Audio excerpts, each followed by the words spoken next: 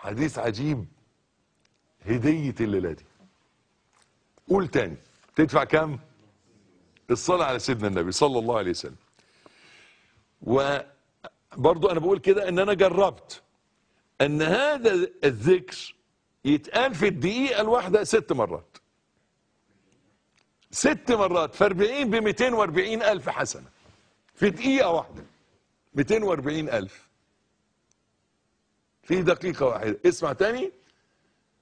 قال رسول الله صلي عليه صلى الله عليه وآله وصحبه وسلم: من قال بعد صلاة الصبح أشهد أن لا إله إلا الله وحده لا شريك له له الملك إلها واحدا صمدا لم يتخذ صاحبة ولا ولدا ولم يكن له كفوا أحد، كتب الله له 40 ألف حسنة.